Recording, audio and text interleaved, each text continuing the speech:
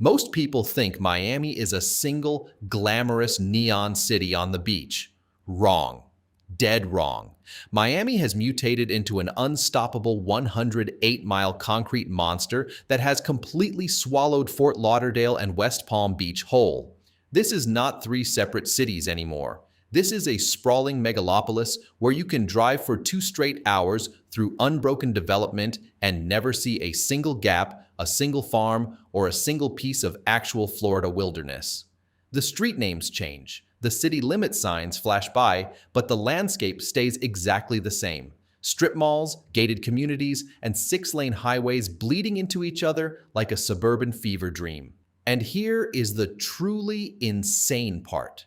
There is an invisible, legally enforced swamp wall called the Urban Development Boundary that is physically trapping these 6.5 million people in a massive geographical cage between the Everglades and the ocean. Stick around because I am going to show you exactly how this biological prison turned South Florida into America's most suffocating suburban nightmare, and why the only solution the developers came up with is to start building straight up into the clouds. If you click away right now, you could blindly move to South Florida thinking you are getting paradise, only to realize you have trapped yourself in an artificial suburban maze that will drain your savings, destroy your mental health, and steal your sanity one traffic jam at a time. You will be stuck in gridlock traffic for 90 minutes every single day, surrounded by identical beige houses with identical fake Spanish tile roofs and identical retention ponds filled with algae and aggressive iguanas, wondering where your life went wrong and why you did not watch this video first. Smash that subscribe button right now so you do not get conned by shiny real estate brochures showing palm trees and ocean views that conveniently crop out the endless parking lots and backed up interstate ramps. Let's break it down.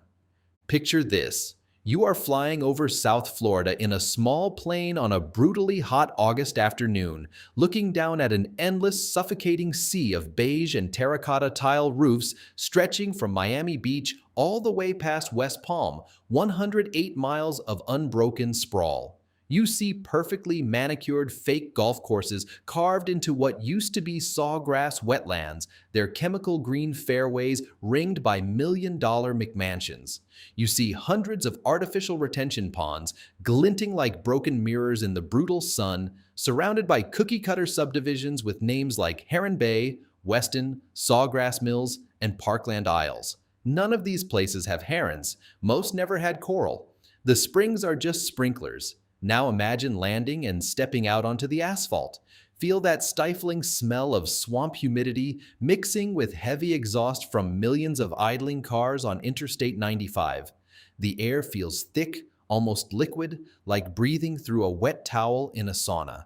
You hear the constant drone of air conditioning units fighting 95-degree heat and 80% humidity. Walk down any street in Pembroke Pines or Davie and you will notice something deeply unnerving. Everything looks exactly the same. The entire eastern coast of Florida has been paved over, creating a poorly planned megalopolis where the natural gaps between cities have completely vanished. No countryside, no breathing room, just an unbroken wall of strip malls, Walgreens, gated communities, and six-lane highways stretching from horizon to horizon like an asphalt ocean. Now let me hit you with the numbers that explain exactly how insane this situation has gotten. The continuous Miami-Fort Lauderdale-West Palm Beach metro area now holds roughly 6.5 million people, making it the sixth largest metropolitan region in the entire nation. To put that in perspective, that is more people than the entire state of Maryland, crammed into a narrow coastal corridor that is barely 20 miles wide in most places. The median home price in this sprawling beast has skyrocketed from $180,000 back in 2012 to over $550,000 today. That is a nearly 200% increase in just over a decade, outpacing wage growth by a factor of 3. In neighborhoods like Coral Gables and Coconut Grove, you are looking at median prices pushing $900,000 for a 3-bedroom house with a postage stamp yard. Average rent across the metro sits at around $2,300 per month for a basic two-bedroom apartment, which is roughly 30% higher than the national average and climbing fast. Property insurance premiums have tripled in the last 5 years alone, with the average homeowner now paying over $4,000 annually just to insure a house that is increasingly likely to get demolished by a hurricane. The crime rate hovers around moderate levels for a major metro, but property crime is spiking in the suburban sprawl as wealth inequality explodes. The job market is heavily weighted toward hospitality, real estate, and finance, with median household income sitting at around $68,000, which sounds decent until you realize it barely covers rent and car payments. And here is the kicker that proves people are not thinking straight. Despite all of this financial brutality, roughly 75,000 people net positive are still moving into this sprawl every single year, chasing jobs, sunshine, and zero state income tax like moths flying directly into a very expensive flame. But here is where it gets brutal. Let me violently rip away the curtain and show you the harsh truth of living in this sprawling dead end. Miami's explosive growth is not happening because of brilliant urban planning. It is happening because politically connected developers aggressively paved over wetlands to build low-density suburban mazes like Aberdeen, Weston, Parkland, and Cooper City. These places have zero walkability, zero urban character, zero public transit, and zero soul. Every single errand requires a car. Want groceries? Drive 12 minutes. Want coffee? Drive 8 minutes to a strip mall Starbucks? Want to see another human being without getting in your car? Too bad. And here is the biological trap that makes this permanently unfixable. The strict urban development boundary protects the Everglades to the west, and the Atlantic Ocean blocks expansion to the east. This means the sprawl is physically forced into a narrow corridor running north to south along the coast, like toothpaste squeezed through a tube. Every new development just adds more cars to the same clogged arteries. The result is some of the most paralyzing traffic in the entire country. Commuters living in Coral Springs, Miramar, or Boynton Beach routinely lose an hour and a half of their lives every single day just trying to reach their job in downtown Miami or Fort Lauderdale. That is 15 hours per week, 60 hours per month, 720 hours per year sitting in your car, breathing exhaust, listening to the same radio commercials about personal injury lawyers, slowly going insane as you watch your life tick away in 5-mile-per-hour increments. Public transit is a cruel joke. The Metro Rail has exactly 2 lines serving 6.5 million people, and the Tri-Rail is so slow it would be faster to walk. One local on Reddit captured it perfectly. South Florida is not a city anymore. It is a 100-mile parking lot where you pay $500,000 to live next to a fake retention pond filled with iguanas and algae, and you pretend you are living the dream while you sit in your car for 3 hours a day wondering what happened to your life.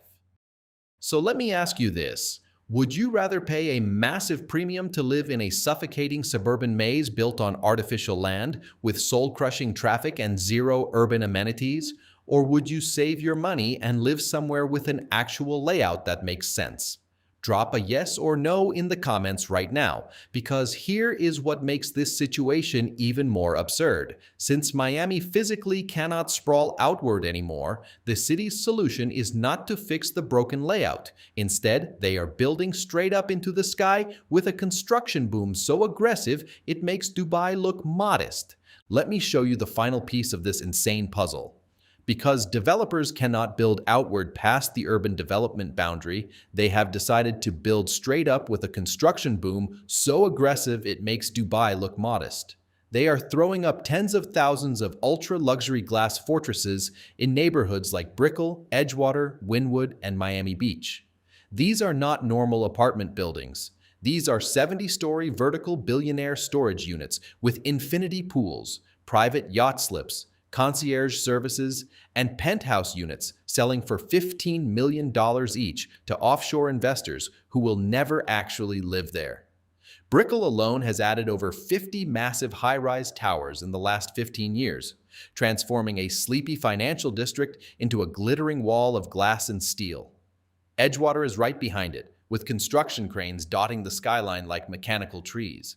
The Panorama Tower, 1000 Museum, Aston Martin Residences, the names alone scream exclusivity. Developers are racing to build as much luxury inventory as possible before the land runs out or the market collapses. And here is the criminal part. The city is completely ignoring affordable missing middle housing. There are almost zero mid-rise apartment buildings, no townhome developments, no moderately priced condos for the nurses, teachers, and service workers who actually keep this city running. Everything is either a sprawling McMansion 40 minutes outside the city or a luxury glass tower with units starting at $800,000. There is no middle ground. So what happens to the average working class person earning $50,000 or $60,000 who cannot afford a $500,000 starter home or a $3,000 one-bedroom in Brickell? They get forced further out into places like Homestead, Florida City, or Palm Beach Gardens, commuting 2 brutal hours each way to work service jobs downtown. This guarantees the highways will only get more paralyzed, the traffic will only get worse, and the quality of life for normal people will continue its free-fall collapse. Miami is the ultimate proof that when unchecked developer greed and endless sprawl run out of horizontal swamp to pave, a city does not fix its broken layout. It does not invest in functional public transit, walkable neighborhoods, or affordable housing for the people who actually work there. Instead, it just builds shiny glass towers straight up into the sky and prices the entire working class out of the megalopolis they built with their own labor. South Florida is not building a sustainable megacity. It is building a massive geographical trap where the ultra-rich live in luxury fortresses stacked vertically on artificially expensive land, while everyone else gets exiled to a 100-mile suburban maze, sentenced to spend their entire lives sitting in gridlock, staring at brake lights, breathing exhaust, wondering how paradise turned into a concrete prison with palm trees. If you enjoyed this video, hit the like button, drop a comment, and subscribe to this channel. See you on the next one.